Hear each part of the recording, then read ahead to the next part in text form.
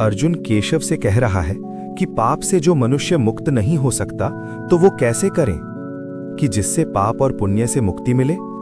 फिर कृष्ण ने कहा, हे पार्थ, इसका तरीका ये है कि मनुष्य फल की इच्छा त्याग कर कर्म को अपना धर्म समझकर करे।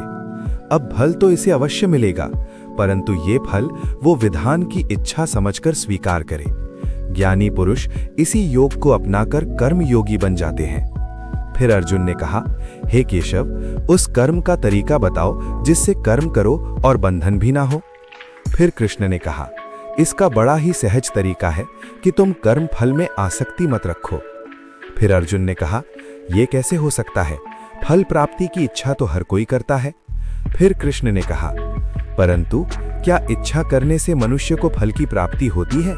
नहीं अर्जुन, क्योंकि फल तो प्रारब्ध के हाथ में है, और जो भी मनुष्य फल प्राप्ति की इच्छा करता है उसका मन फल के बारे में सोचकर अपने कर्म और कर्तव्य से विचलित हो जाता है, जिससे उसको वो फल प्राप्त नहीं होता है जिसकी उसने इच्छा की थी।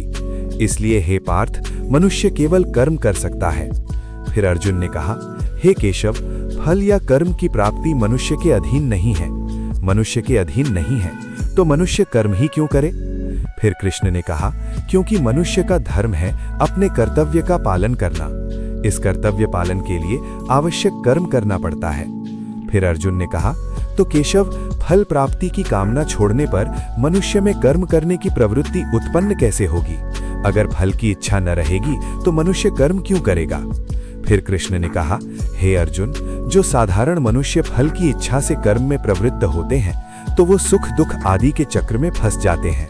फिर उनकी मन शांति नष्ट हो जाती है। हर पल हर समय फल प्राप्त के विचार से उनकी निंद्रा उड़ जाती है।